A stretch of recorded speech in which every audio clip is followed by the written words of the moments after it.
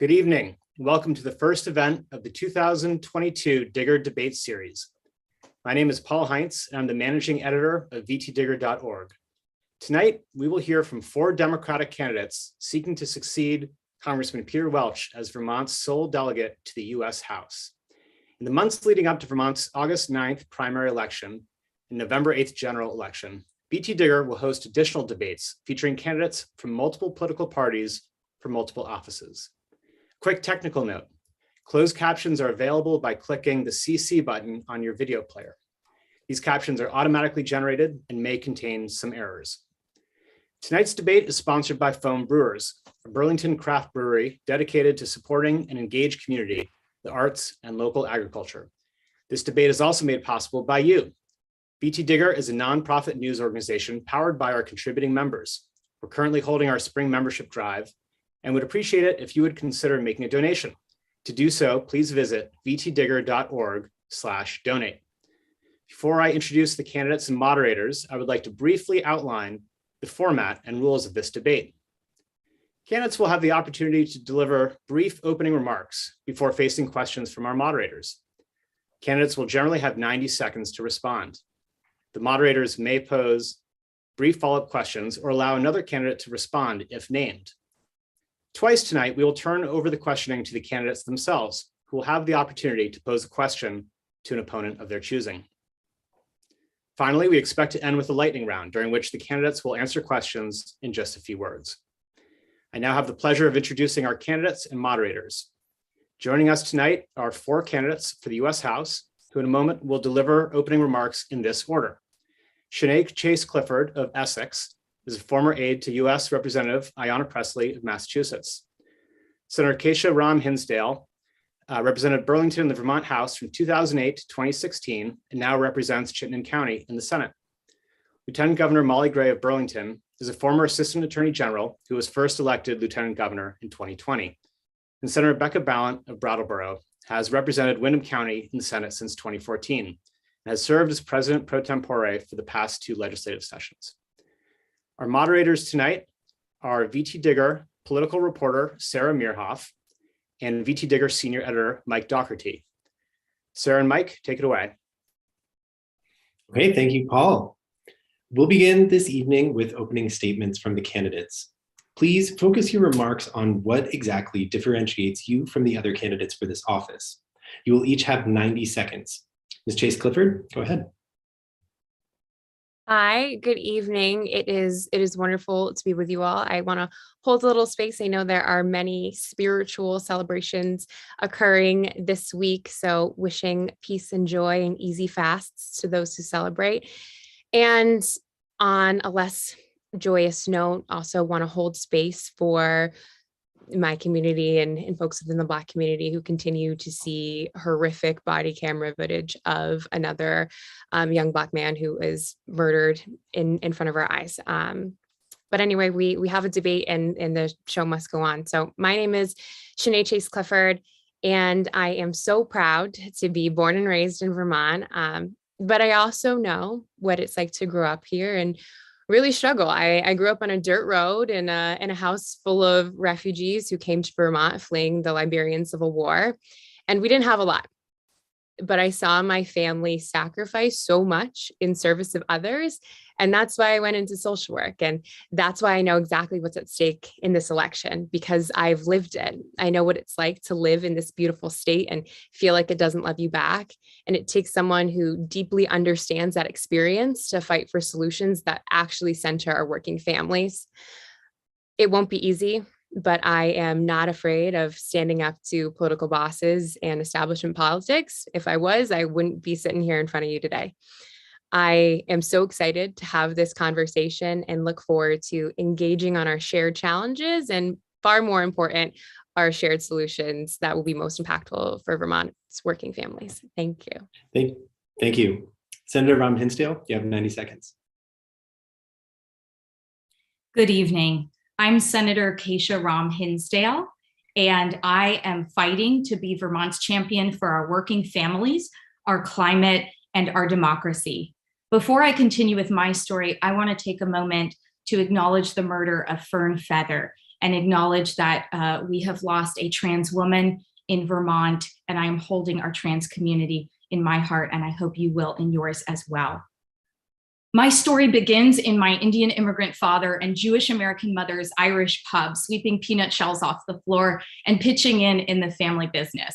It's something that might not just differentiate me from my fellow candidates, but is truly an American story nonetheless. And I have taken my lived experience and the hopes and dreams of my parents and turned that into dreaming big and delivering on those promises in the legislature for a decade. I have passed 38 bills and counting in my time in the legislature. I currently serve as the first woman of color in the state Senate, and I have always sat at the intersection of labor, climate, and social justice. And that's why we have so many people behind us in this people-powered movement. We have the only labor endorsements in this race, representing over 11,000 working Vermonters. And we have climate endorsements like climate leader Bill McKibben and Sunrise Middlebury. Join us in this people-powered movement, and together we can take Washington by storm. Thank you. Thank you. Lieutenant Governor Gray, you have 90 seconds. Thank you, Mike. And thank you, Sarah. Thank you, Vermont Digger. Thank you, Foam Brewery. And also to everyone tuning in tonight. It's a pleasure to be here. I'm pleased to be here to share why I believe I am the right person at the right time with the right experience to be Vermont's first Congresswoman.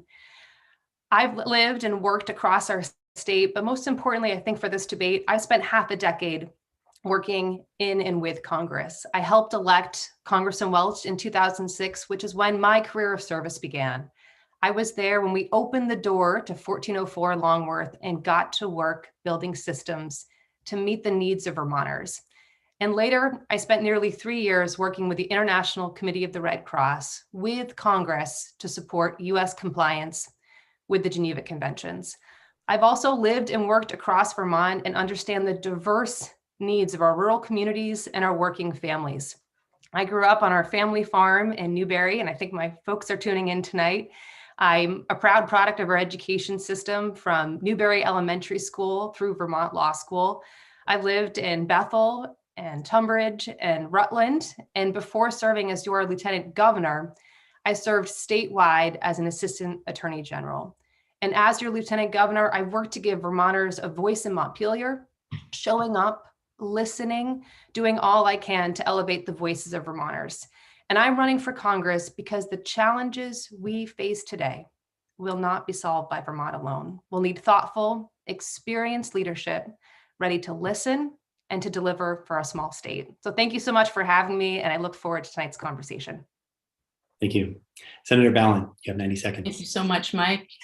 And of course, I want to start by acknowledging the death of Fern Feather and saying that as we look across the nation, LGBTQ kids and adults are under siege, and it touches me personally.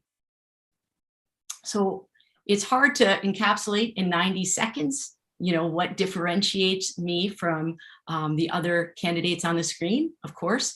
But I want to start by saying, I want people to understand, yes, I have legislative experience. Yes, I've been a proven leader in the legislature, both as majority leader and president pro tem, and have delivered on a lot of really important bills that helped thousands of Vermonters. But fundamentally, I really want people to understand that I do this work because I care about people and I care about my community. And that's why I was a middle school teacher for years. And I always say, you cannot be a middle school teacher if you don't believe in the possibility that change can happen. And as a legislator, I can say, I bring that spirit with me into the work in the State House every day.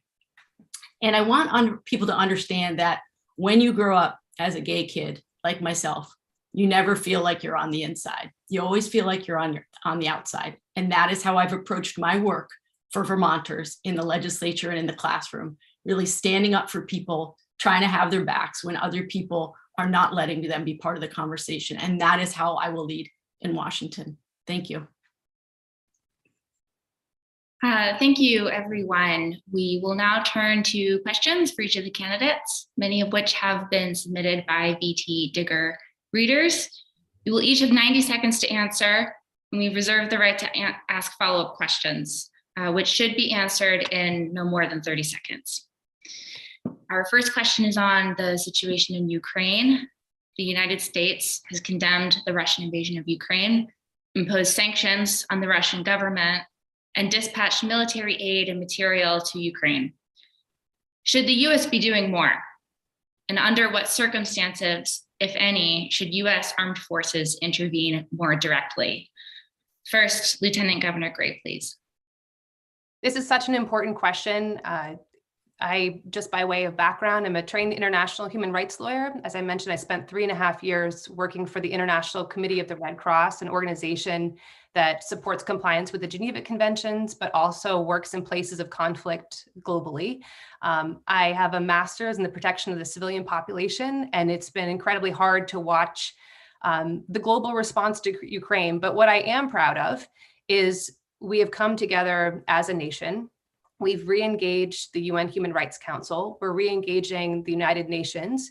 We are strongly behind NATO in a way that our last president was not. There's increased US humanitarian assistance, but also US security and military assistance to Ukraine. And I believe right now we are standing united with our allies. We're standing united in support of the Ukrainian people, and we're doing everything we can to prevent a World War III, which is, I do not support a no-fly zone. I believe that we're taking the right approach, but most importantly, doing everything we can to support civilians on the ground, protecting and supporting children. I was really proud of the work that we did as a state, coming together across party lines with the governor and with the legislature to donate $1 for every Vermonter to save the children. And I think that this is the right approach. And we need to do everything we can to stand with Ukraine. Lieutenant Governor, just to follow up, could you please answer the question, under what circumstances should the US military intervene? I don't believe it's a decision that the US should make alone. We need to work through the channels and the bodies that we are a member of, the United Nations Security Council. If ultimately a determination is made together with the Security Council that boots on the ground may be necessary, then that's a conversation that we need to have. But at this point, I would not support putting US military on the ground in Ukraine. Senator Balint. So the first part of the question was, do I believe that we are doing all that we can? And the answer is no, I don't believe we're doing all we can. I believe we are showing up in a much more forceful way than happened when Ukraine invaded Georgia. I feel like we're in this situation because we did not stand with Georgia in the same way that we are standing with Ukraine. So specifically, I believe that we need to continue to disrupt the supply chains going to the military. We need to do more to shut down the banking system that is still propping up the Russian economy. We have made strides there, but we need to have a vice grip around the dollars. That is the way that they are continuing to feed the army. We need to make sure that we are also sanctioning their ally, Belarus. We need to make sure that they are not using Belarus as a platform for further aggression against Ukraine. And we have to think really carefully long-term about training Ukrainian military in modern tactics of warfare. And I believe the other thing that we need to seriously consider is, to your question, is there a time at which we should intervene? I think that time may come if they use chemical weapons on their own people. Thank you. Senator Ram Hinsdale. Thank you, Sarah. So people might not know this from looking at me, but my family left Kyiv, which is one of the first cities that was laid siege to 80 years ago, just before World War II was beginning. And it's very personal for me to watch what's happening, knowing that it's my ancestral land. But we also have to acknowledge that there is other bloodshed. There are other crises around the world, in Yemen, in Ethiopia, in Myanmar. And so while I absolutely stand in solidarity with Ukraine and hold the people of Ukraine in my heart, we have to recognize that we are making decisions constantly about where and when to intervene and how to deploy our resources. I stand with President Biden. We are doing the right thing by containing Russia. We also need to talk about why Russia is invading neighboring countries like Ukraine and annexing oil and natural gas resources. And that has to do with all of our dependency and addiction to fossil fuels. And it's something that we are starting to now address in the context of Russia, but fossil fuels are at the center of so many of our global crises. Unless there is nuclear escalation is of great concern. And so I cannot think of a situation right now where it is in our best interest or the best interest of the planet and our people to escalate the situation with Russia and engage further in escalation. So thank you. Ms. Chase Clifford. There is a real human cost to war. My mom came to Vermont in the midst of a war in her home country that perpetuated mass human rights violations. And when my mom watches the news displaying children maimed and bodies in mass graves, all she can talk about is the trauma that is going to live on in the hearts and minds of the Ukrainian people for generations to come. And there are no easy answers here. You know, our military industrial complex has funneled money into the pockets of the few with little concern of American service members like my brothers who have served, and one of whom is actually currently on deployment right now. And we also know that nonviolent sanctions hurt the most vulnerable communities in the countries we impose them on. So we need to work on incredibly targeted and specific sanctions. And of course, I implore leaders to find diplomatic solutions, but that will be incredibly difficult with a despot in Russia. So with that said, I support more humanitarian aid, targeted sanctions, and do not support service members like my brothers, like family members across the United States being deployed at this point. Our next question is from a reader, Gordon Corstange of Saxons River. He wrote, quote, "Someone wrote, the Republicans are playing ice hockey. The Democrats are playing badminton. If elected, which of those games will you play? That is, how will you deal with the Republican Party in Congress?" First, let's go to Senator Ram Hinsdale. Thank you, Sarah. We really need to be louder, more coordinated, and more effective in protecting our democracy and voting rights, in protecting access to abortion care, and ensuring the safety and security of all Americans.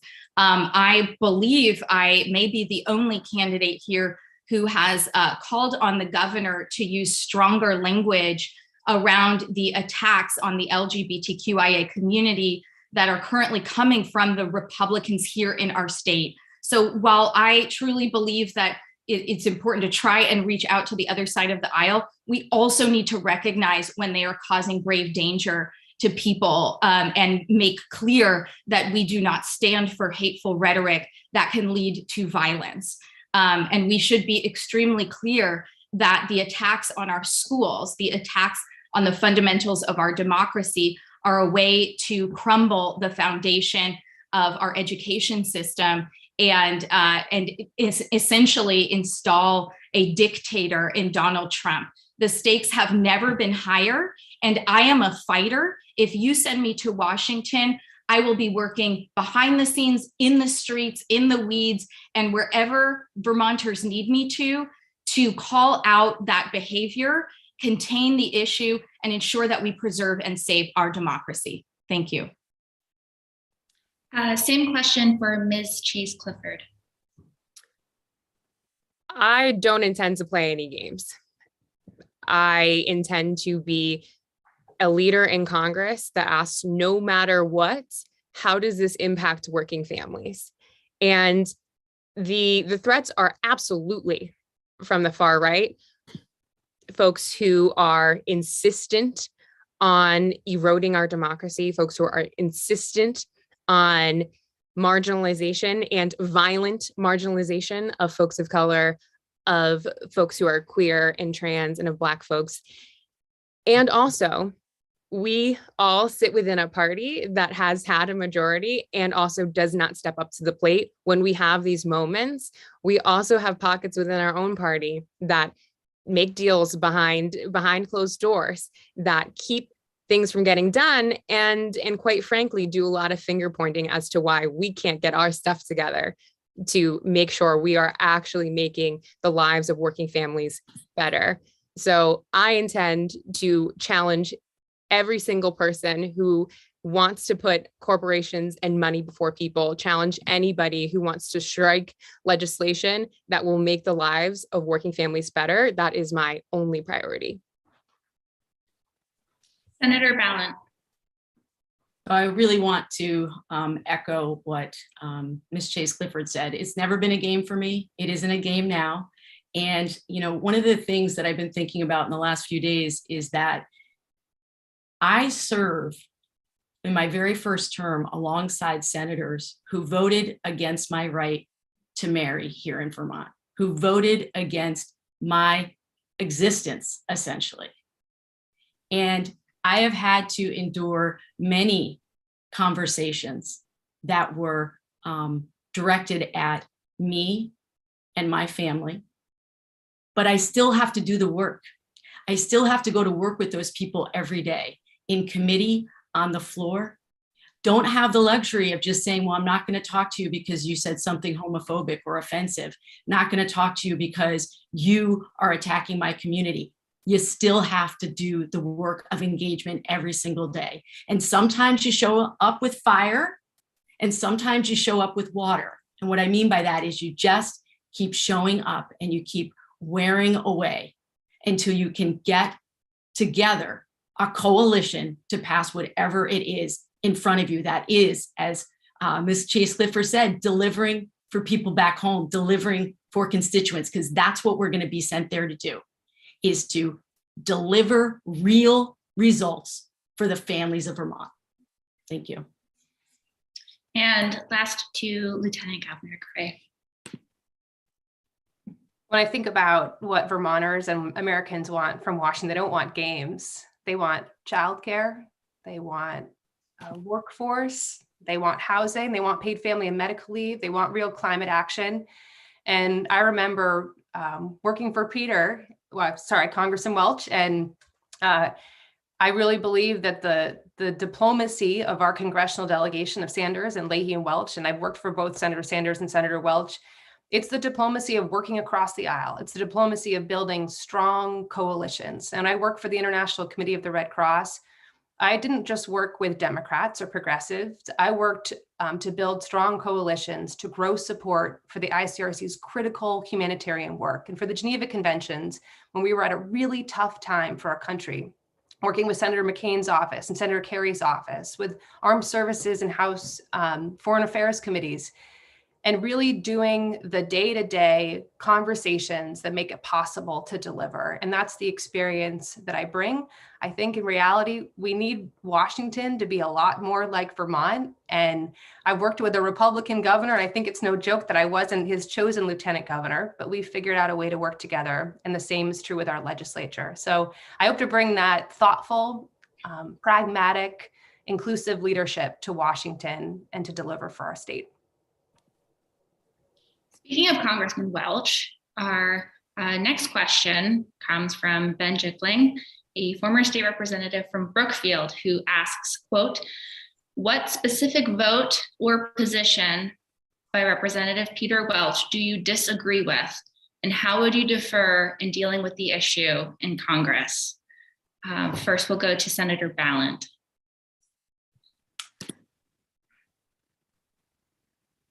One of the things that I think we forget is that there was only one lone vote against the war in Iraq. And I know that it weighed heavily on Senator Welch to make the vote that he did. But I think given the information that we had at that time, I think I would have made a different choice. And it's difficult for me to say that because the congressman is someone I very much respect and admire. And I think he's been very effective at getting a lot of legislation through Congress to deliver for Vermonters.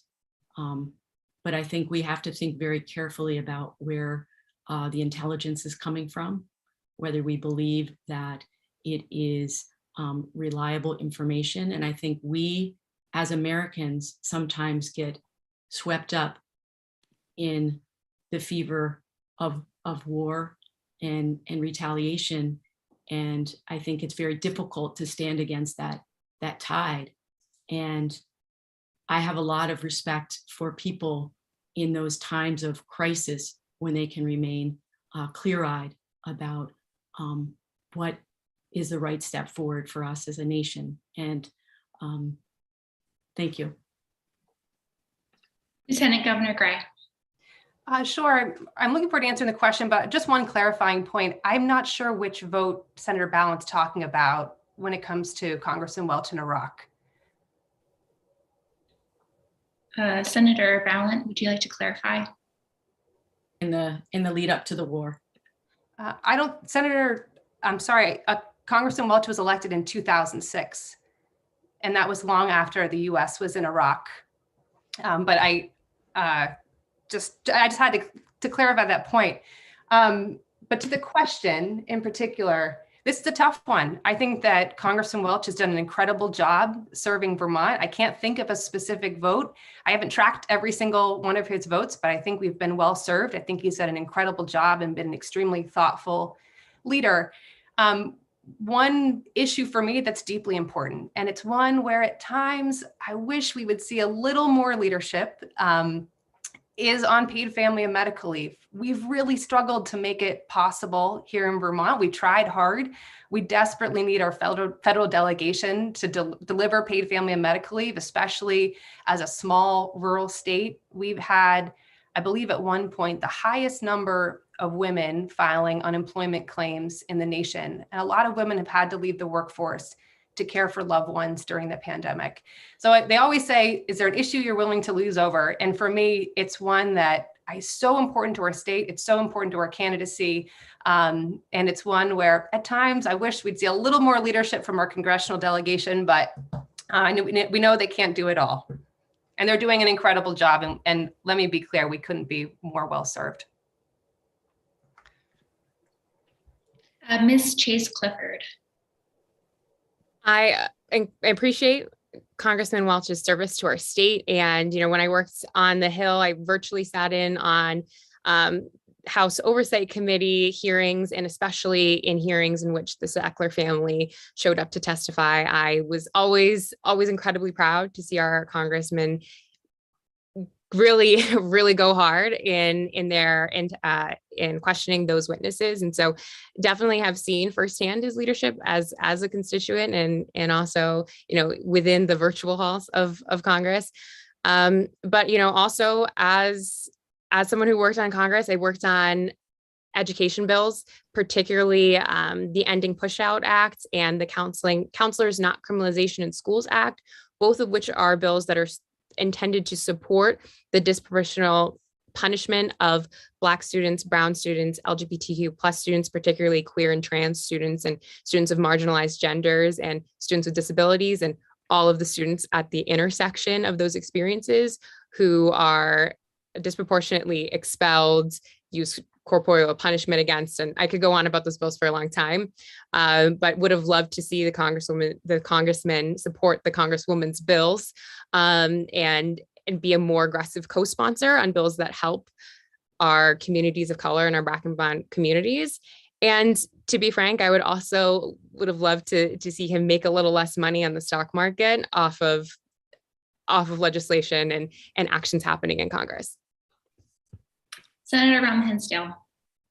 So first, I want to say it was a privilege to share the stage with then candidate for Congress Peter Welch and then candidate for Congress Senator Sanders in 2006 alongside our 44th president of the United States, who was a senator at the time from Illinois, Barack Obama.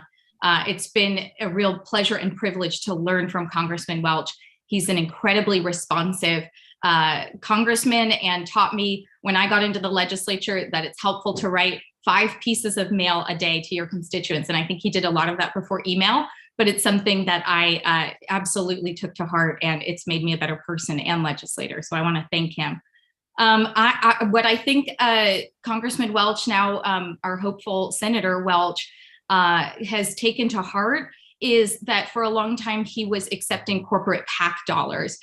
So I'm not going to disagree with the vote, but the decision to accept corporate PAC dollars, and while I don't believe that influenced his decisions, I'm very heartened now to see that he has turned a corner and is rejecting PAC dollars in his Senate run. Sarah, if I could have a moment to clarify, because I think the Lieutenant Governor spoke in error.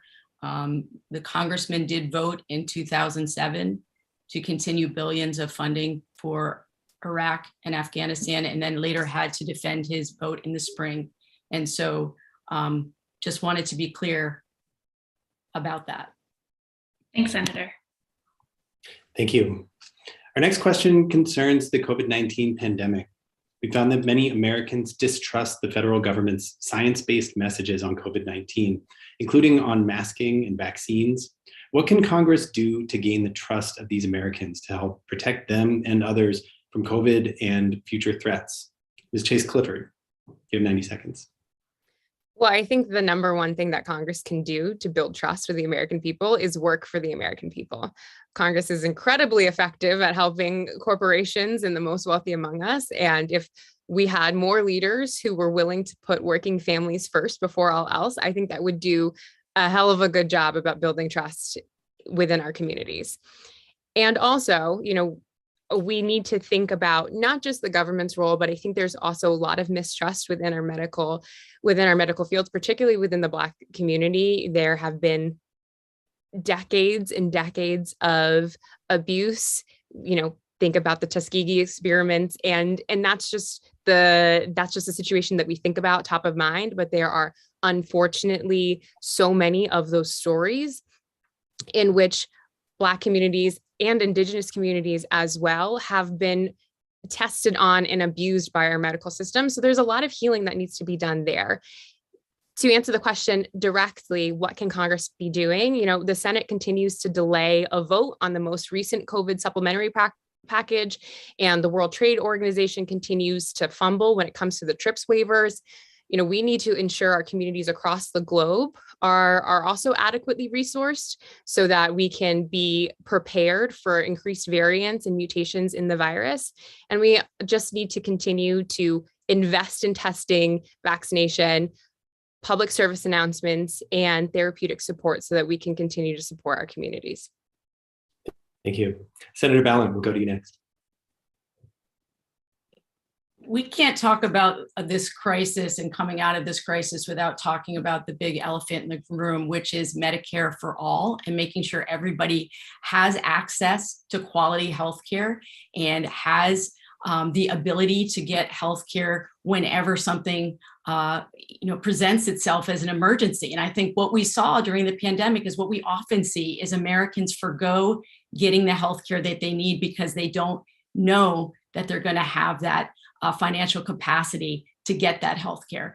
We have gone far too long in this country without acknowledging that we can't face any pandemic, we can't face any epidemic properly if we don't ensure that all Americans have access to quality healthcare.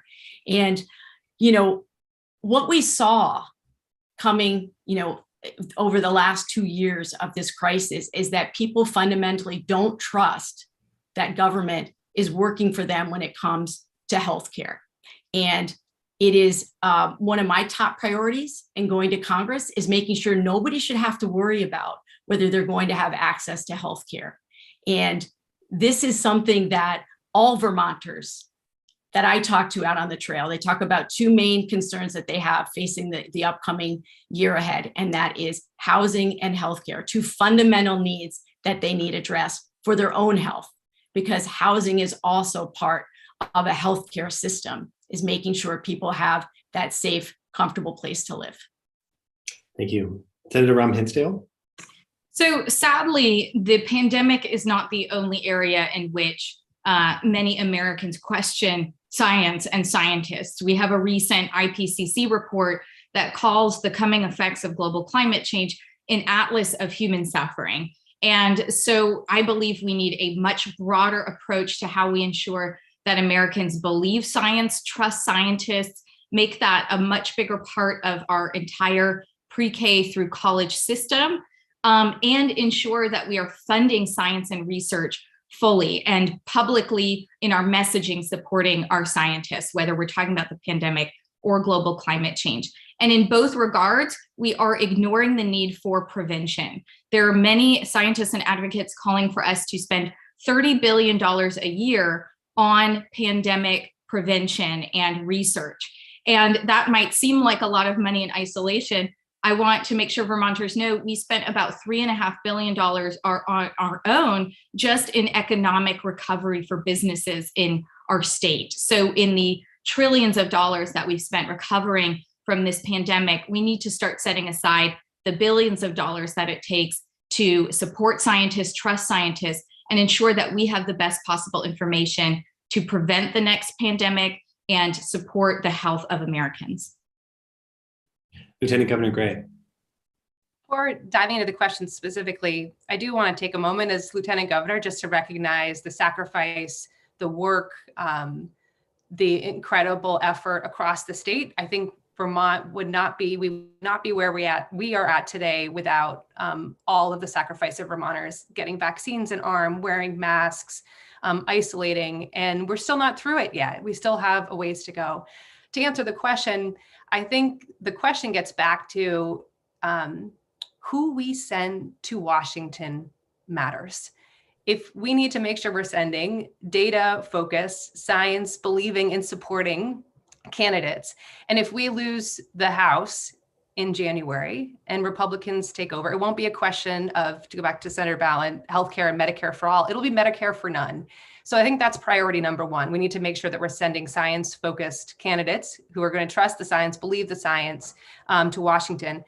And second, we need to make sure we're investing in preparedness, investing in research, and doing everything we can, not only as Americans here, but also supporting the global community, because this wasn't just a pandemic in Vermont. This was a pandemic across our globe, and we need to do everything we can to support foreign assistance. It was unfortunate to see funding not going to global research and helping countries around the world who are also really suffering right now. So I think that's where our biggest investment needs to be. Winning this race and making sure that we're focusing on research and guarding against the next pandemic. Lieutenant Governor, we'll stay with you to start our next topic.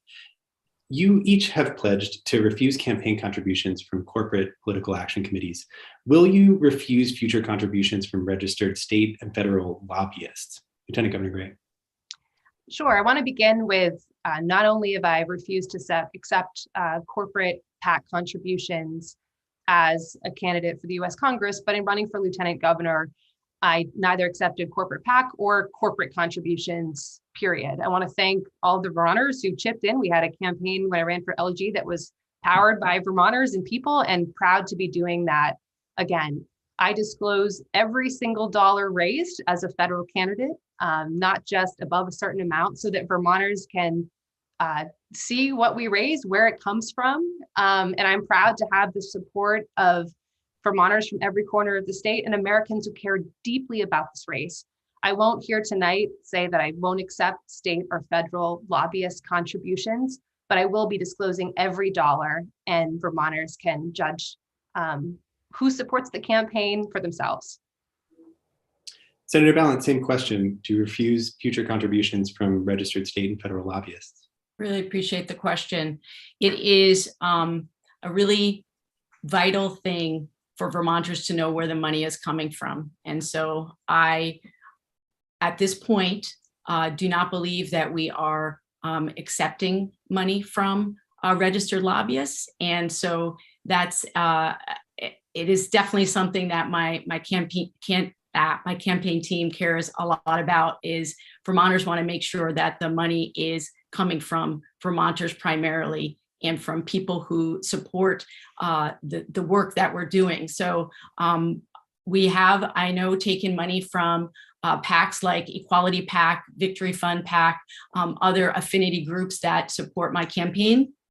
But we are not going after money that is being pulled together by organizations that are lobbying organizations, and we haven't attended any lobbyist fundraisers in Washington, D.C. And so I expect that's how we're going to continue to run the campaign, is really by small dollar donations, and that's really what is driving our campaign right now.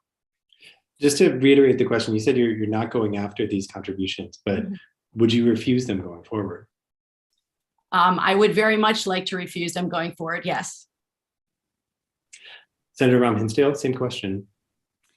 Thank you, Mike. I had to determine a long time ago when I was 22 and started in the state legislature, what it meant to accept dollars and who those were from and what influence that might have.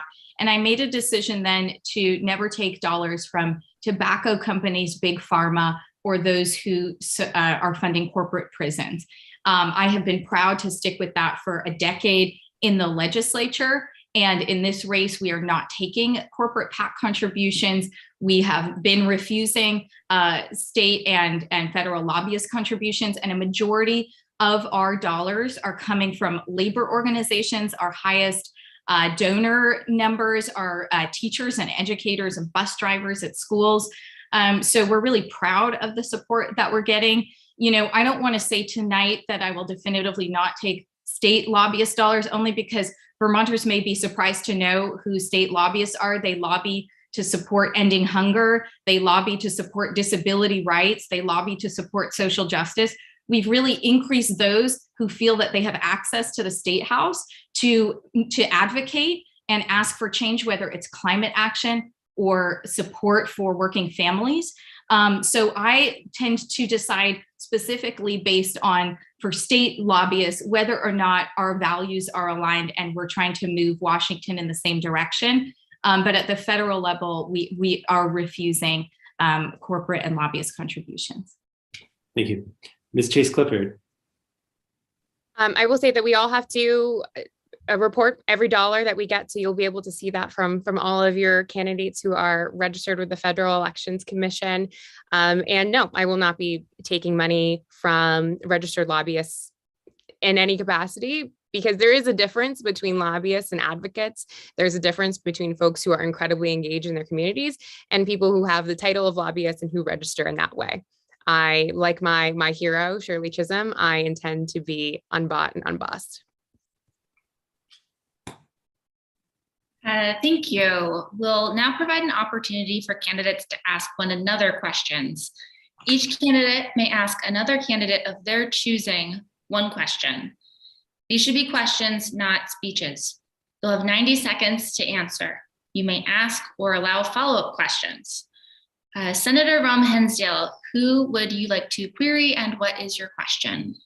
I would like to ask Lieutenant Governor Gray a question. Go ahead. Thank you. In your year as Lieutenant Governor, can you name an example of an uphill battle that you fought and how the outcome materially improved the lives of working Vermonters that you alone can take credit for? Lieutenant Governor.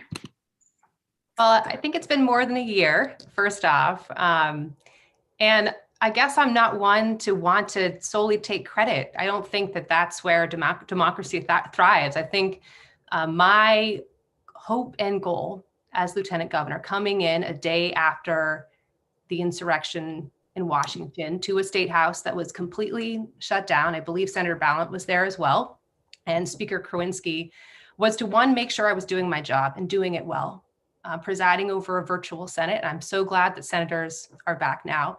But two, making sure that Vermonters felt they had an office that was open, that their voice was heard, and that they had a seat at the table in Montpelier. And I've hosted now hundreds of Vermonters through numerous seats at the table on numerous issues. The first one we had was on broadband.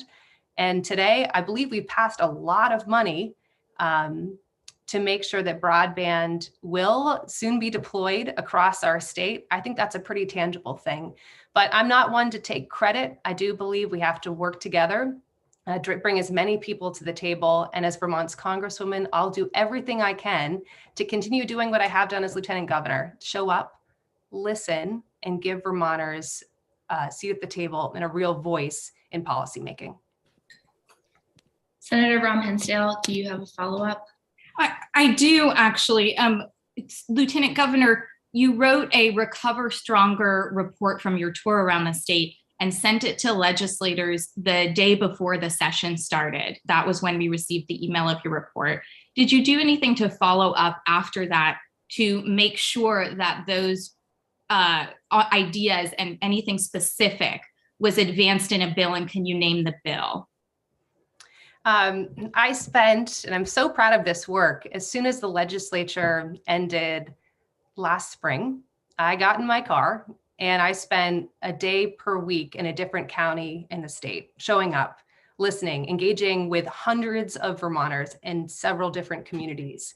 And then I sat down and write an old-fashioned report, 10 single-spaced pages highlighting 5 different issue areas: workforce development, housing, childcare, mental health access, especially for our young people. We're seeing incredibly high rates of mental health crisis amongst children. And then really diving into where our broadband needs still have created a lot of challenges. And I sent that to the governor, to President Pro Tem Balint, and to Speaker Kowinski in November, and to share with you all, to give some sense of what I've heard, to be part of the legislative process, to be another set of eyes and ears. And I've been proud to see in the governor's budget address that what was prioritized: housing. Please wrap it up, Lieutenant Governor. Sure. I'm sorry. It's just such an important question. I've spent a lot of time trying to highlight really key issues that our Vermonters are dealing with every day. And my hope is, as the legislative session wraps up, I think the big deliverables, and again, President Pro Tem Balint can speak to this, will be workforce, will be housing. There's been investments in mental health. So we're all on the same team. We're on Team Vermont, and I'm so proud of the work that I've done to give Vermonters a voice in Montpelier. Lieutenant Governor, would you like to query another candidate, and what is your question? Sure. I actually want to come back to Senator Balint, and there's been a lot of questions throughout, I guess, the start of this campaign season, which I hope will be a positive one, one that really makes Vermonters proud, that gives a lot of Vermonters a voice in this election.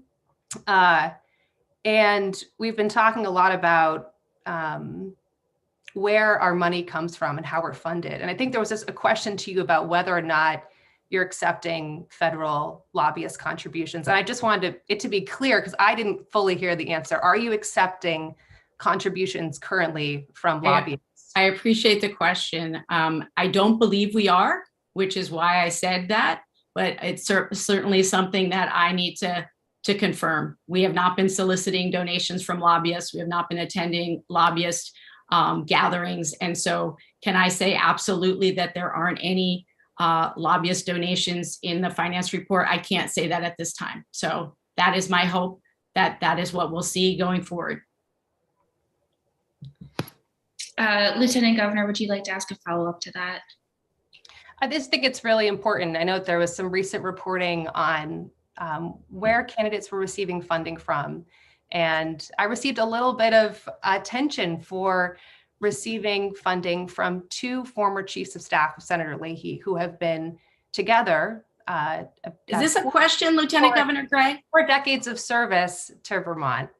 And so as we're talking about where federal funding, or where we receive funding from, I just think it's an important point of clarification, and just wanted to make sure Vermonters were clear that you were also potentially accepting money from federal lobbyists. Okay, just a reminder, if you are allotted time for a follow-up, please make sure it is a question. Senator Balint, who would you like to query, and what is your question? Yes, thank you. My question is for Lieutenant Governor Gray.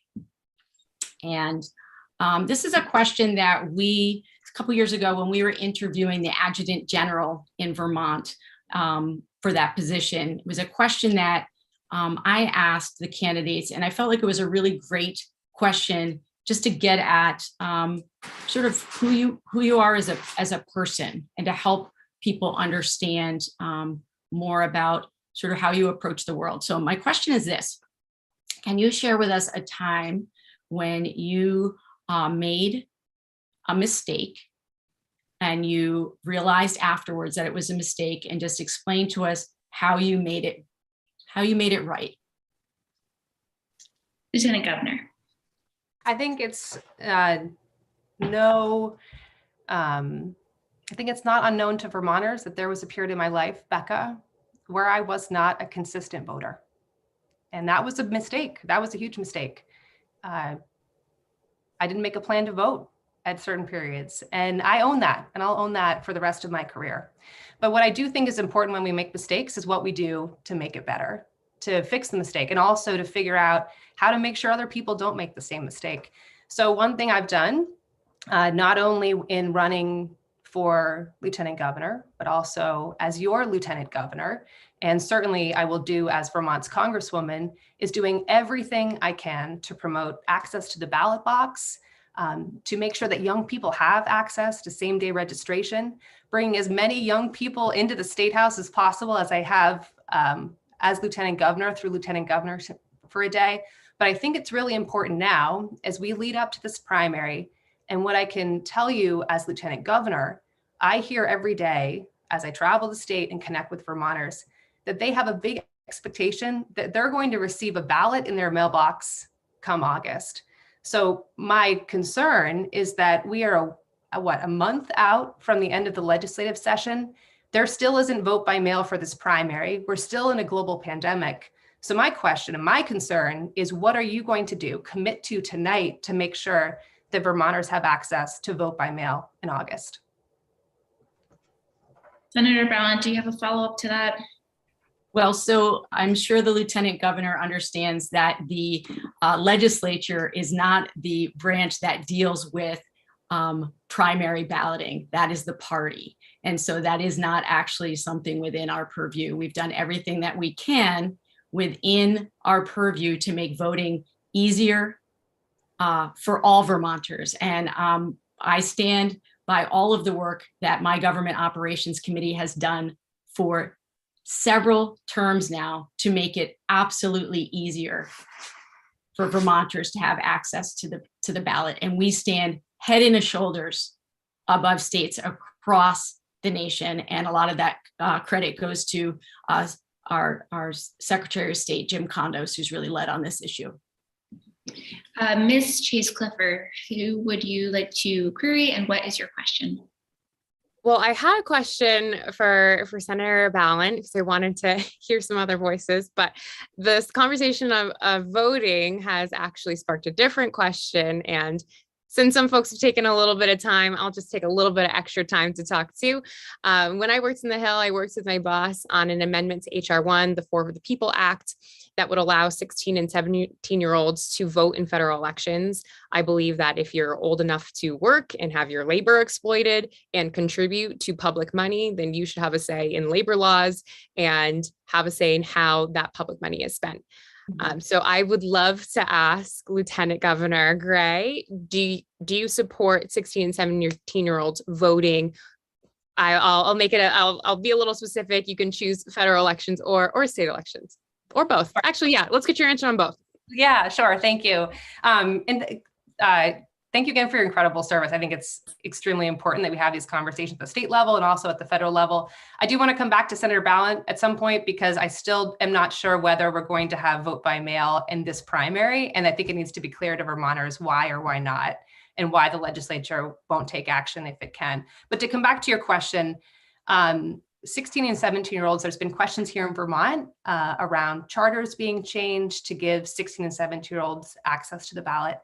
My concern is that we need to let young people be young people. And there are certain things that we tell 16 and 17-year-olds they can't quite do yet we're asking them to engage in voting at a time where they might be voting on things that they can't fully participate in or engage in. So I'm not at this point at a place where I think that's the right path forward, but I do think we need to do everything we can to make sure we have same-day registration, to make sure we have vote by mail accessible for every Vermonter and every American, and move towards making our election days federal holidays so that every American can vote and don't have to choose between a paycheck or getting to the polls and picking up kids. That's the work, and that's the leadership that I certainly want to take to Washington. We've done so much good here in Vermont, and I think that Washington could quite do well with more leadership on voting rights, as we have done so well here in the state. Ms. Chase, could you have a follow-up? Yes, I know Senator Balint was mentioned in that, so I will ask a follow-up quickly, and if there's time, I'm happy to loan some time to Senator Balint to respond if they choose. Hear you. So you think that, given incredible concern among young people that they won't have a planet to live on, or they won't have a sustainable habitat to live their lives on, you feel like that's a decision they're too young to make? That's not what I said at all. I just don't think that I'm at this point, I don't believe that 16 and 17-year-olds should be voting. I think that we need to still allow young people to be young people and to give them every support and every ability, so that when they turn 18 and they have a lot of other responsibilities, they also have the responsibility and the ability to vote. Sure. I'll just say it's an incredible responsibility to bear the weight of climate anxiety every day for our young people who are experiencing incredible mental health challenges and ideation of self-harm because they don't feel like there is a point because of impending climate crisis. And I think those are very, very real burdens that make it very difficult for our young people to just be young people. But appreciate your answer, and will yield the balance of my time.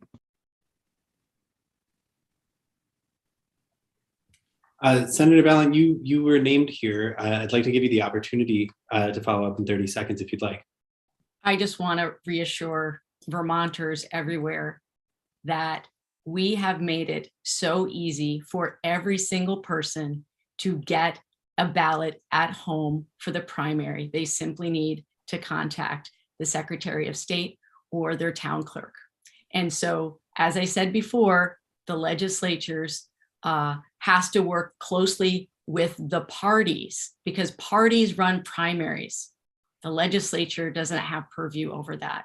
And so right now, it's incredibly easy for any Vermonter to get that ballot. And I also support 16 and 17-year-olds voting. Thank you. Thank you. We'll have another round of candidate to candidate questions in a little bit. But for now, we're going to return to questions for each of you, again, with many of these coming from VTDigger readers. That's the case with the next one. Jana Asaf of Colchester wants to know whether you support providing reparations to Black Vermonters and how you would do so. Senator Balint. Oh, it's such a great question. I've been really intrigued by the work that's been done in Oklahoma on this issue, and in relationship to the Tulsa race massacre. And they're really looking at families there in Tulsa who should be absolutely paid reparations. And one of the things that the House has been doing in the legislature in the last year is really looking at communities here in Vermont that have been directly impacted by legislation that we've passed. And I think Senator Ram Hinsdale is on the committee that is now looking at that bill. And so I do think that there is reparations and reparative work that need to be done in communities, not just for Black Vermonters, but of course for the Abenaki and for those in Vermont who were forced into forced sterilization. There have been wrongs committed by the state. There have been wrongs committed by the federal government. If you look at the ways in which I studied Native American land claims, the ways in which we did not do right by tribal governments and how we settled land claims. So we have a lot of repairing to do, even on issues like the GI Bill that left out communities of color across the nation who were not able to build up that wealth, that generational wealth. And so it absolutely should be something that we as a nation are taking on as our work to repair the damage. Thank you. Ms. Chase Clifford, same question. I absolutely support. I forget the exact framing of the question, but yes, I do support that. And I think reparations takes many different forms. I think that is in the form of universal housing and ensuring that every person has a safe, dignified, affordable place to live. And that is both for tenants and supporting tenants' rights, and also increasing home ownership rates amongst communities of color as well. And, we need to take a reparative lens to every piece of legislation. There are direct, reparative pieces of legislation introduced in both the House and the Senate now. The American Opportunities Accounts, AKA baby bonds, I think is an incredible way to lift all families, but has an acute and a particular emphasis on Black and Brown families. And, that's making sure that every baby has a savings account when they're born and that they're able to access it at the age of 18 and they're only able to access it for wealth building activities, starting a small business, putting a down payment on a home, attaining higher education. So I think it's, yes, supporting Senator Booker's, and I believe it's Congresswoman Bonnie Watson-Coleman's legislation to do far more research about all the different ways we can pass reparative legislation,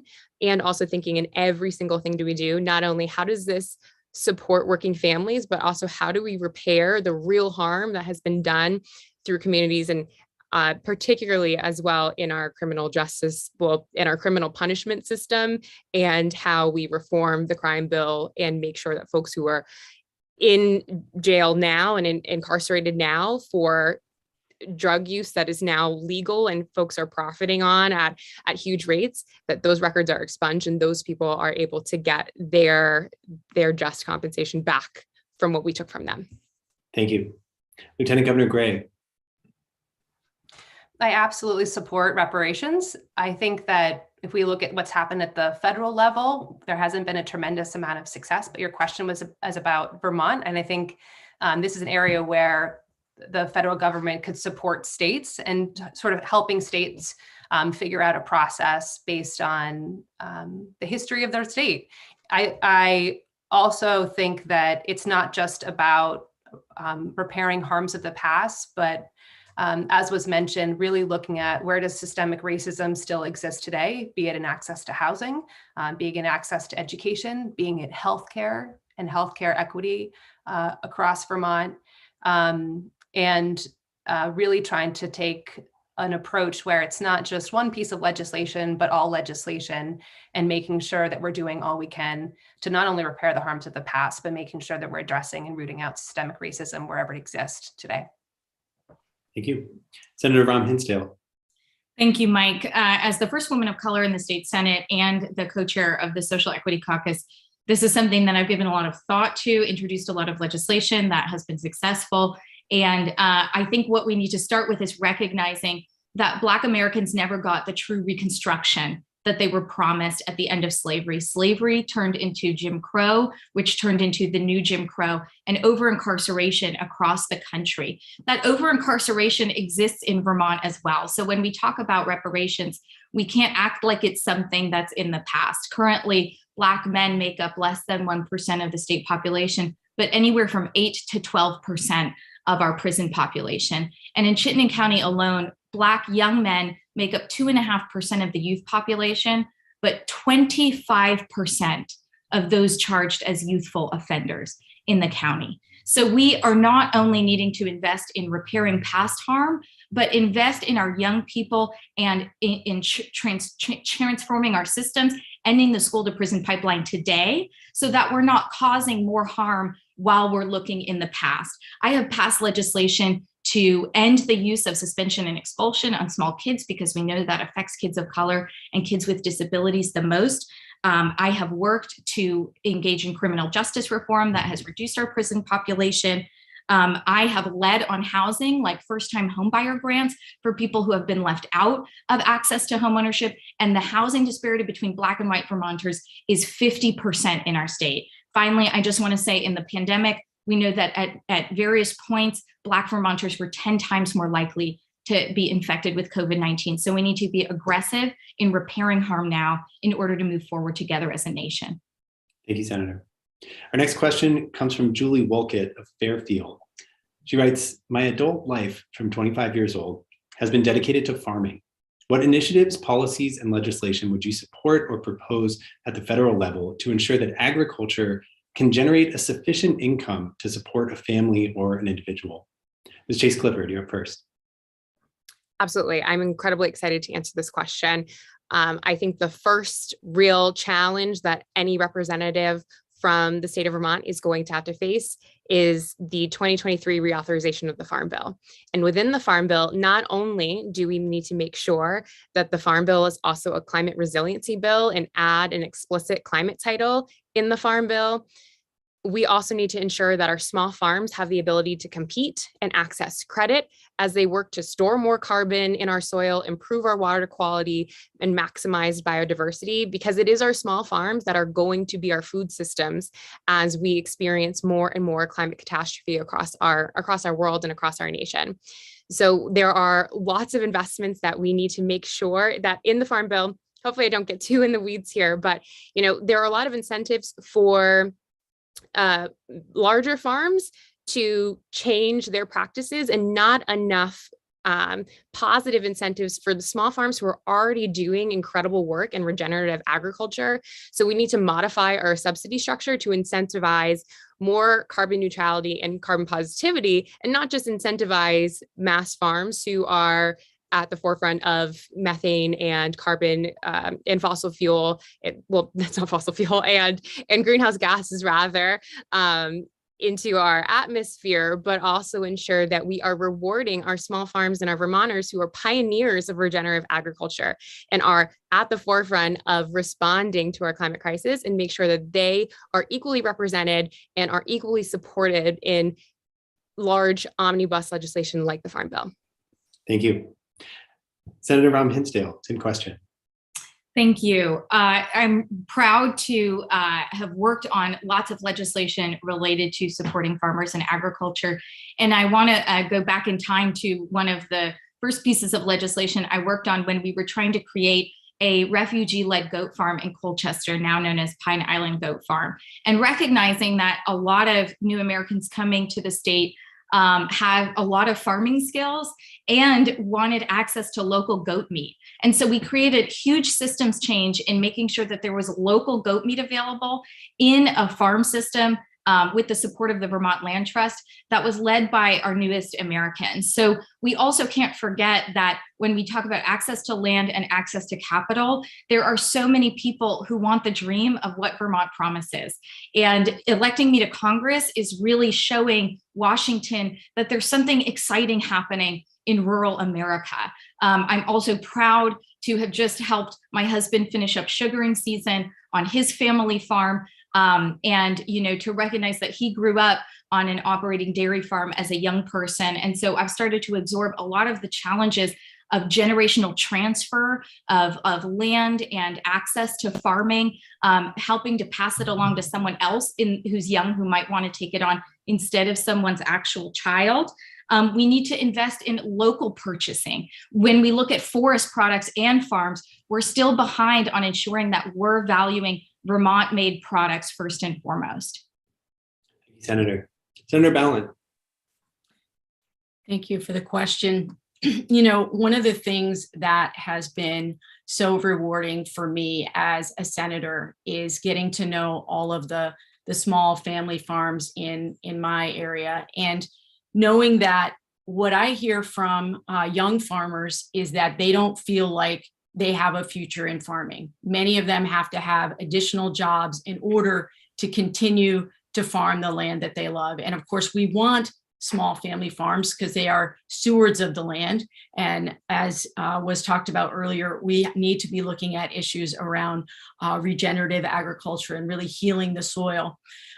So I think what we have to do is when we look ahead to improving the Farm Bill, we know that it is geared at much larger agribusiness and not so much at small farms. But I think we also need to think about what are the programs that we've tried here in Vermont that have worked to support those small family farms, like the Everyone Eats program that not only employed farmers, but employed restaurateurs to make food directly and deliver it directly to the people across Vermont during the pandemic. It was a really unique situation, the ways in which we are pairing family farms to food in our schools. We need to make sure that farmers in Vermont understand that we see them as a critical part of our food systems, and they're not just a place that we go to make it seem like Vermont is, a lovely place to live. We rely on these farmers to be the backbone of our communities, and we need to show it in our legislative action. Thank you, Senator. Lieutenant Governor Gray. Some days driving to the State House, I believe I belong there, but I certainly belong in the farmhouse and the milk house. I grew up in Orange County on a vegetable and dairy farm. And I think first things first, I want Vermont farmers to know that I will be listening. My door will be open, and I want to see you in Washington. I want to come to your farmhouse and milk house and engage. Our farmers right now are facing pretty unpredictable and extensive challenges. The workforce crisis is real for our farmers. Climate change is real. We see it in extremely diverse weather patterns that make a lot more unpredictability. We also see supply chains, be it fertilizer coming from overseas or parts, tractor parts, you name it. So our farmers are facing a lot. And I think what we need to focus on in Washington, one, comprehensive immigration reform, be it with H-2A or H-2B, making sure that we re-up a lot of Senator Leahy's good work in the Farm Bill, be it on USDA, supporting grants for farmers, making sure that they have all the tools they need to survive. And I want to bring it back to Vermont will always be Vermont, but Vermont with farms is extremely special. And we've been able to build local resilient supply chains here. And I think we can be a model for the nation. It's just another area where we can bring our good work to Washington, but we also need to make sure Washington's working for Vermont. And I want Vermont farmers to know that I see you, I hear you, and that you'll always have a place in my office. Thank you. A number of your answers there touched on the climate crisis, and I want to stay on that for a minute. You've all expressed support for a Green New Deal, but questions remain about how to equitably transition to a renewable energy economy. And in Vermont, we see solutions like electric vehicles, solar energy, clean heat sources available only to those who can pay for them. How do you balance the existential need to address the climate crisis while making sure that those who are already the most impacted won't suffer even more in this transition? Lieutenant Governor Gray. I want to be clear. I think we talk about the Green New Deal a lot, and that's wonderful. It is a non-binding resolution, and it's important. In law, it's good to bring a lot of folks together and to try to get them to a place of agreement. But right now, we do need to see action. And as Vermont's Congresswoman, I absolutely will support ending fossil fuel subsidies, but really trying to create more support for the capacity that we built here in the state. More heat pumps for Vermonters, more access to electric vehicles, more access to weatherization. I was just filling up the other day, and a woman next to me, a mom, was just at the pump filling up, and her kids were in the back seat. And she got to the full tank and turned around to look at how much it cost. And she said, "What the heck?" And I think a lot of Vermonters right now are bearing the brunt of these high gas prices, of inflation. But in order for us really to have equity and access to climate mitigation, we need to do everything we can to limit the burden on our first and worst communities, on those who are working our lands, those who have to drive a truck to get through the mud on their roads in Orange County and up in the Kingdom and everywhere in between. And so doing all we can to make sure that everyone can participate so that we can meet our goals, not only as a state, but also meet our goals in the Paris Climate Agreement. Thank you. Senator Balint, same question. So this has been some of the most important work that we've been doing in the legislature for the last 2 years. So once we passed the Global Warming Solutions Act, it was then turned over to the Climate Council. And I'm so glad that you brought up just transitions, because that has been the crux of so much of the hard work that we've been trying to do here in the legislature. As you said, how do you transition away from fossil fuels? How do you transition to a future that looks quite different in terms of the kind of jobs that people have when it isn't impacting everyone the same way? So one of the main ways in which we have focused our attention here in Vermont on a just transition is making sure we are supersizing our weatherization program. We know basic bottom level, there are so many Vermont families right now who can't afford to heat their homes. They're living in conditions that are, fundamentally unhealthy. So yes, we have to work on a just transition in the way that we perceive the work that we do, but also in the very hard work that we do on the ground to make sure that people are not being left behind. And so, yes, we have to end fossil fuel subsidies. Yes, we have to think about where we're headed as a state that many COVID refugees and climate refugees are continuing to come to.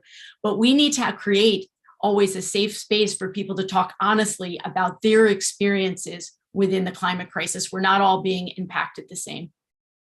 Thank you. Senator Ram Hinsdale. Thank you, Mike. This has been my life's work, and I'm worried that we're talking about the Global Warming Solutions Act of 2020 as though, that's when we woke up and started thinking about climate change. I've been working on the Green New Deal since far before it had a name. I got into the legislature in 2008, having already introduced legislation around environmental justice related to those who have been left behind in the climate crisis. In Tropical Storm Irene, people living in mobile home communities made up 8% of the state population, but 40% of those affected by the flooding. So the crisis is here. It is at our doorstep.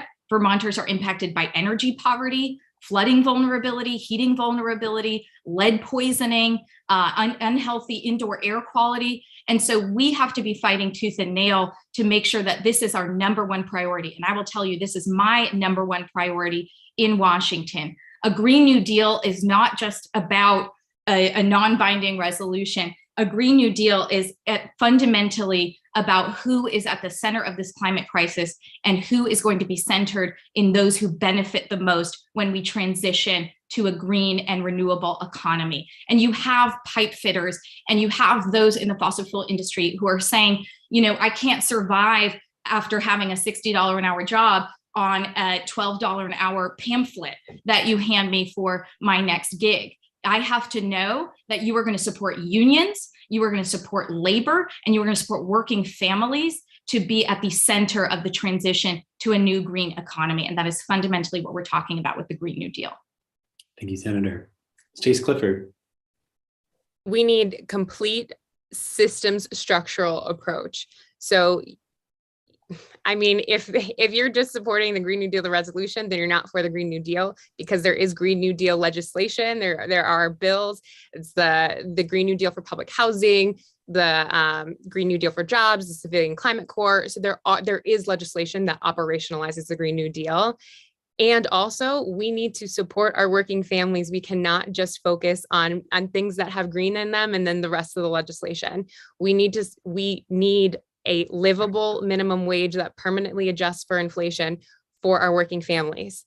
We need to make sure that people have a place to live and that people aren't seeing over half of their monthly income go to rent and mortgages and other housing costs. We need to make sure that people are not losing money out of their paychecks that go to incredibly high premiums and copays in their insurance. We need to make sure that our working families are completely insulated as we make these transitions. So it's not just tax credits and supporting folks to buy electric cars. We also need to make sure we're doing the essential building of baseline resiliency within our communities so that we can end subsidies. And there's also a lot of fossil fuel subsidies that do nothing for, making oil and gas cheaper for consumers and only line the pockets of fossil fuel executives. That's like last in, first out accounting, intangible drilling costs, and foreign tax credits, which I could spend a lot more time talking about, but we need complete structural approach here to solve what is an incredibly structural crisis. Thank you. Thank you. Our next question comes from Dave Bellini of Montpelier, who asks, what will you do to lower the price of prescription drugs, hearing aids, and dental care? First, we will go to Senator Ram Hensdale. Thank you. And I just want to say I appreciate all of Dave Bellini's work on behalf of working families. We've worked on pensions, healthcare reform, and a number of initiatives together. I was the only legislator who was there in 2011 for our fight for universal health care and trying to ensure that we were making our entire healthcare system affordable for Vermonters. Specific to prescription drugs, Vermonters just have to look on the other side of the border to see much lower drug prices and to know that we are not negotiating on behalf of Americans the way we need to in our Medicare drug pricing, and ensuring that we have a seat at the table and are not the only country bearing the burden for research and development. We also know that there have been prescription drugs that have been pushed on Vermonters, especially rural folks, that have decimated our communities, and people have gotten away with that. And thankfully, I'm grateful to our Attorney General and so many around the country who got us resources back to put into better healthcare and better supports for substance use disorder, mental health, and other critical health needs. We are working actually on hearing aid legislation here in Vermont, and we are trying to make sure that insurance is covering that. It's been a long overdue oversight, and I would be supporting universal Medicare for all for dental coverage, hearing aids, lowering the cost of prescription drugs, you name it. But we need a complete overhaul of our healthcare system on behalf of all Americans. Lieutenant Governor Gray, same question. Absolutely. We need to do everything we can to make sure that the federal government can negotiate and make sure that we are bringing down insulin prices, we're bringing down the prices of prescription drugs. I do want to talk about why this matters in particular here in Vermont. We are one of the oldest states in the nation. We have a lot of older Vermonters who are also in rural communities, and we need to make sure that they can afford each month to receive the care and prescription drugs that they need. I also support expansion of Medicare to cover dental, to cover vision, to cover hearing. I think that's also really important for our state. But I wanted to mention just one other thing, and I know this is a little tangential, but I think the leadership of Congressman Welch on making sure that our post offices stay open and making sure that folks can still receive mail, including prescription drugs, is also really important for us as an aging, older rural state. And I certainly, if elected, will be carrying on his leadership and working with him and Senator Sanders to make sure that Vermonters have access to prescription drugs that are affordable, but also can get them in the mail. And I think that's an important piece. Thank you. Ms. Chase Clifford, same question. Absolutely, Medicare for all. And that Medicare needs to be comprehensive and excellent. We have seen increased privatization of Medicare, and we need to ensure that it is comprehensive of hearing, vision, and dental, and many other things, including reproductive health, maternal health. And we need to make sure that Medicare is as expansive as possible if we're going to make sure that it is for everybody. And we also need to make sure that the federal government is the body that is negotiating with pharmaceutical companies on prices. And on the piece of pharmaceutical companies, there is rampant corruption and profit obsession within this industry that has led to the destruction of families, particularly in Vermont and across our nation. And pharmaceuticals companies get tax deductions for their marketing and advertising costs. We've given them continual passes for exploiting our people who need this care. So we need to hold this group accountable. And also, as we move towards universal health care, ensure that we are holding those groups accountable. Thank you, Senator Balint. So I think it's really important here when we talk about comprehensive healthcare and expansive healthcare that absolutely we have to include issues around dental and vision and hearing. But one thing I haven't heard yet, which is something that I am keenly focused on, is on mental health care. We do not have bodies that stop at our necks. And we continue to talk about healthcare in this country without talking about mental health care. We are coming out of a period of 2 years of trauma. We're seeing students dysregulated.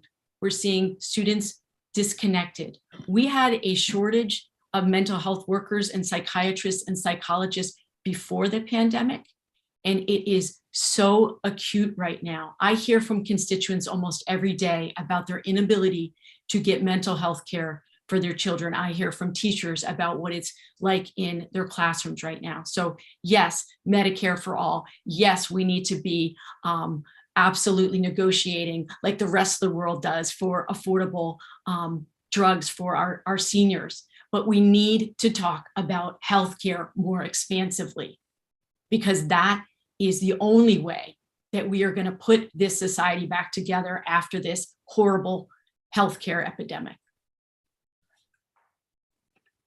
Thank you. We're going to move now to another round of questions that you may have for each other. This is going to be same rules as before. You're going to choose one other person, ask a question, avoid speeches. And if we want to get into follow-ups, those will be, need to have a question, and we'll limit those to 30 seconds apiece. Ms. Chase Clifford, you'll go first. Who would you like to query, and what is your question? As I teased in the last round, I do have a question for Senator Balint. Can you speak to the prospects of universal health care on the state level here in Vermont? I really appreciate the question. This has been a challenge for all of us who have cared about this issue for so long. When we passed Act 48, which set up the Green Mountain Care Board and was in the process of transitioning us to universal health care, it was clear that in Vermont, because of our aging population, because we did not have a system that was full of enough people that could pay full freight on healthcare, that it was not going to, it was not going to pencil out. We weren't going to have a large enough pool for it to work here, which is why I've always been advocating for us to be joining with other states in New England for that. But I think our best hope for universal healthcare is to really look at the federal government and expanding the age bands for Medicare. I think that that is a way that we're going to be able to get Vermonters covered, and we're going to be able to get them with enough options available to them. And it just did not feel like here in Vermont we could go it alone. Ms. Chase Clifford, did you have any follow-up on that? Nothing further. Great, thank you. We'll now turn to Senator Balint. Who would you like to query, and what is your question? Yes, same question that I had for Lieutenant Governor Gray, I'm now going to pose to Senator Ram, which is just looking at a time when you felt like you had made a mistake. And again, just if people are tuning in later than when I was asking the Lieutenant Governor, this is a question that we had asked the Adjutant General candidates who are coming in to lead the Guard. And I just think it's a really great question, which is, a mistake that you made and how you made it right. I'm trying to choose between a lot of mistakes in my life and, potentially those within 10 years in the legislature. And it doesn't have to be legislative related. Yeah. I will go back to chairing the Renewable Energy Siting Conference Committee in my last year in the House in 2016. What often happens at the end is, the House has 150 members to try and corral together, and the Senate, can sometimes run out the clock if there's any area of disagreement. Oh, we don't ever do that, Senator Ram Hinsdale. I've been on both sides, so I see it in the Senate. And so a sense of urgency led us to make a change on wind energy. that really catered to the needs of one particular senator in a way that, I think was not particularly well thought through. And I let that sense of urgency get in the way because for Vermonters, that's inside baseball. And Vermonters really need to see us showing up in the best way possible and passing legislation that advances the climate future that they all want and need. We were looking at an election where, there were people being asked to ban wind energy. And so, that's an area where where urgency got in the way of doing the best and right thing and making sure we had all the information. Thank you. We'll now turn to Lieutenant Governor Gray. Who would you like to query and what is your question? This is a question for Senator Ram Hinsdale. As Lieutenant Governor, one of my priorities has been focusing on our workforce development and workforce crisis, and certainly something I'd focus on if elected Vermont's Congresswoman. Just this week, this paper actually released a story about our local law enforcement basically being told by the Vermont State Police to no longer come to them or to wait and exhaust all resources before coming to them. I think the state police has seen or lost 3 officers for every one hired over the last year. So we're seeing workforce crisis everywhere, but particularly in law enforcement. And President Biden has pushed 2 agendas: 1, accountability, and 2, increased funding for local law enforcement, especially giving money to states to be able to do that. I do not support defunding the police. I'm wondering if you agree with me and what your position is. So I would say that we have a workforce crisis that exists for nurses, for teachers, for so many working Vermonters. And that should not mean that we lower our standards or do anything less to ensure we're protecting and serving all Vermonters. I believe that we need to be investing in public safety. And that doesn't necessarily mean defunding the police, but law enforcement will agree with me. And I talk to them often to make sure that we're continuing to build trust in their work. They agree with me that they are being asked to do far more than acting in criminal matters. And that often their presence can escalate a situation that's one related to mental health or someone in crisis that does not need a criminal intervention or a law enforcement related intervention. I believe that I talk to law enforcement all the time. I've worked on criminal justice reforms that acknowledge and work alongside our law enforcement officers to make sure that we are building trust, because once law enforcement loses trust, then our communities are no longer safe. So we should never use a workforce crisis as an excuse to not hold our law enforcement officers to a high standard, because they are uniquely able to take away civil liberties and take away lives. And I know that well as a woman of color who was arrested when I was 13 years old. And so we need to work to build that trust. And that relies on not using gimmicks or slogans, but doing the hard work. Lieutenant Governor, did that answer your question? I just want to be clear. So would you support President Biden's increased support for local law enforcement?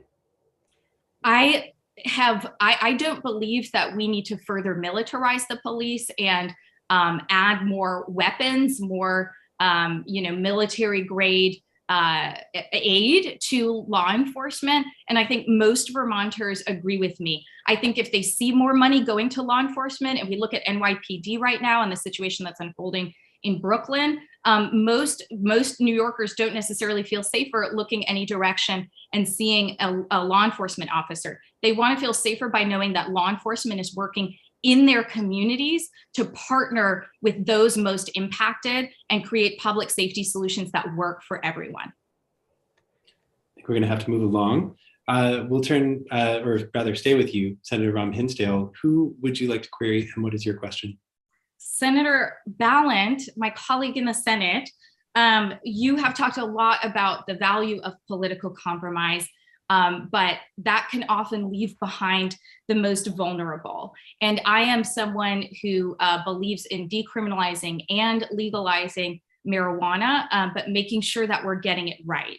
In 2016, we were on different sides of the marijuana legalization bill because I was deeply concerned that it banned anyone from who had a past drug charge from entering the industry, and it banned the ability for people to grow small amounts of marijuana at home. I believe it perpetuated institutional classism and racism, and other people of color in the legislature agreed with me. Do you regret our decision not to support that bill, or do you regret your decision to support that particular bill?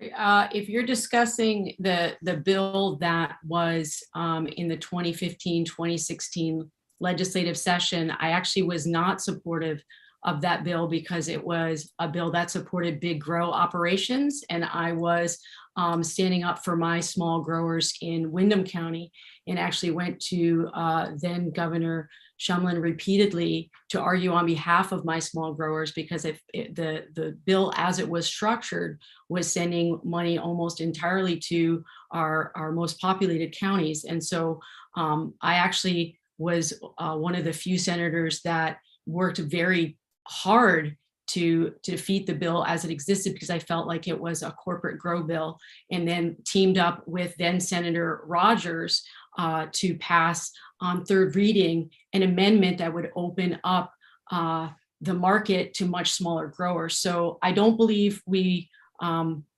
don't believe you're speaking of my record in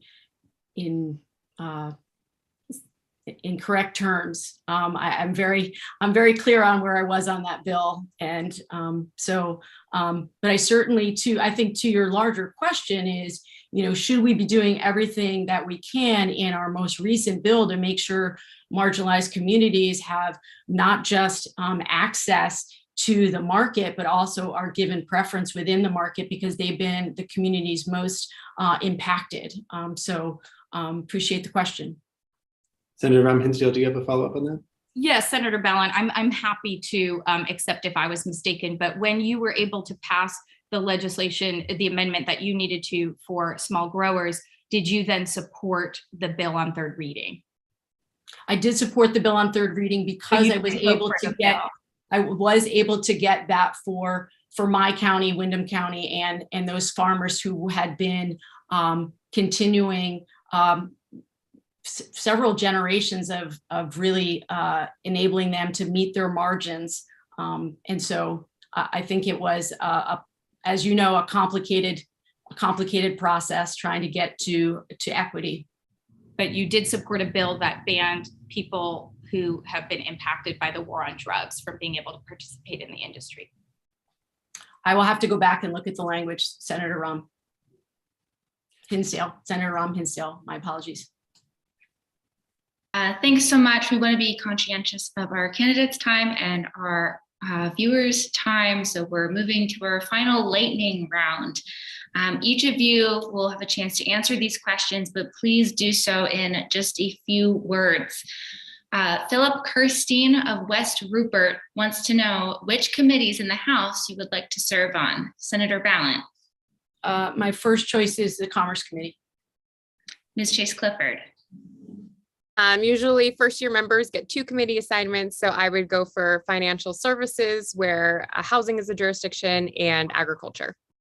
Just a few words, please. Lieutenant Governor Gray. Education and labor, so we can work on workforce and childcare. And Senator Ram Hensdale. Natural resources and energy and commerce, because I believe that's where most of our wars will be fought and where our economy will be based. Next question, should members of Congress be prohibited from buying and selling individual stocks? Lieutenant Governor Gray. Yes. Senator Ram Hensdale. Members of Congress and their spouses. Ms. Chase Clifford. Yes, and spouses. And Senator Balint. It's a full deck here. Yes, and spouses. Agreed. Next question. Sorry, Sarah, I will add and spouses, so we are clear that we are all in agreement on that. Thanks. Everyone's unanimous. Great. Next question. Have you used a firearm, and do you own firearms? Senator Ram Hensdale. Yes, and yes in my household. Senator Balint. No, and no. Ms. Chase Clifford. No and no. Lieutenant Governor Gray. I grew up on a farm, so yes, in my case, and no, I do not own a firearm, and we do not have a firearm in the house. Next question. Do you support the federal legalization of marijuana? And how about other controlled substances? Ms. Chase Clifford. Yes, and decriminalize controlled substances. Lieutenant Governor Gray. I support decriminalizing marijuana. Other controlled substances? No, not at this time. Senator Balint. Yes, and yes. Senator Ram Hinsdale. Yes, decriminalize. And so yes to marijuana legalization and decriminalization, and to repairing the harm that was done by the war on drugs. And other controlled substances. And other controlled substances. Okay. Next question. Have you ever voted for a Republican candidate for president, governor, or Congress? And if yes, who? Lieutenant Governor Gray. No. Senator Ram Hinsdale. No, I have not, and I have voted in a vast majority of the elections since I was the voting age. Senator Balint. I supported Bill Weld in Massachusetts when he was running against an extremist Democratic candidate named John Silber, as did many of my fellow Bostonians that year. Ms. Chase Clifford. No. Next question. Should the federal government break up Facebook, Apple, Google, and Amazon? Senator Balint.